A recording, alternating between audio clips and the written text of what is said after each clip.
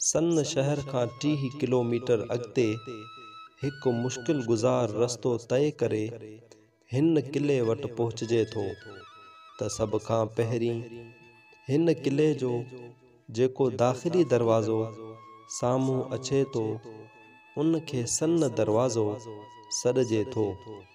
मुअर्रिख़ हिन किले जा 2 दरवाज़ा लिखनि था, हिकु मोहन गेट ऐं ॿियो ही सन गेट। हितां खां हिकु नई पिण वहे थी जंहिंखे नई मोहन या नई रनी कोठिन था। चवनि था त नालो रनी कोट उन्ही नई जे करे पियो। ही नई ॾखण ओलह तरफ़ खां पहाड़नि खां अची हितां सन दरवाज़े वटां ॿाहिरि निकिरे थी। हिन नई जी ॿिन्ही पासनि खां किले जूं डिघियूं दीवारूं आहिनि जिन में जॻह जॻह ते बुर्ज ऐं मोर्चा ठहियल आहिनि। ही 2 दीवारूं ॿिन्ही पासे मथे जबलनि जी चोटी ताईं वञनि थियूं। हिननि भितियुनि जी कुल डेघ 5000 फुट खन बणिजे थी। चवनि था त हिते क़दीम दौर में हिकु पुल पिण हुई जा हिन नई जे मथां तामीर कई वई हुई जा बाद में तबाह थी वई। माहिरनि जो ख़्यालु आहे त हिते नई जे पाणी खे रोकियो पिण वेंदो हो। किले ते मथे पहुचण लाइ बुर्ज जे पासनि खां मथे चढ़ण लाइ सोड़ियूं सीढ़ियूं ठहियल आहिनि। चितां मथे चढ़ण सां साम्हूं वरी वेकिरियूं सीढ़ियूं आहिनि जिन जी मदद सां साम्हूं दरवाज़े वटि पहुचजे थो।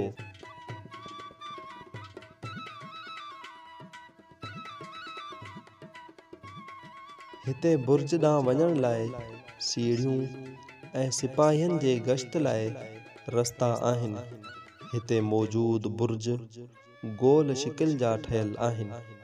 मथनि तीरनि या बंदूकनि सां हमलो करण लाइ मारा ठहियल आहिनि।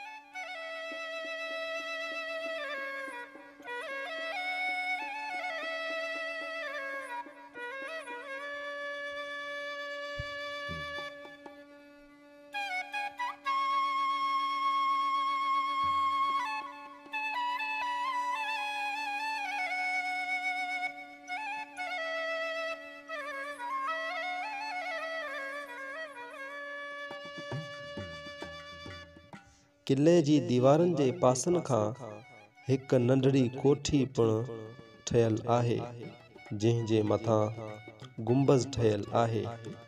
हिन जे बारे में पिण अलॻि अलॻि राया आहिनि। हिकड़नि जे नज़दीक ही ॿुद्ध इबादत गाह हुई,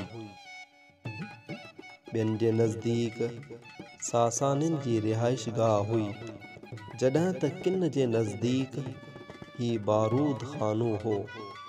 हितां खां किले जी दीवार टुटियल हुई जंहिं करे अॻिते वधण घणो मुहाल हो।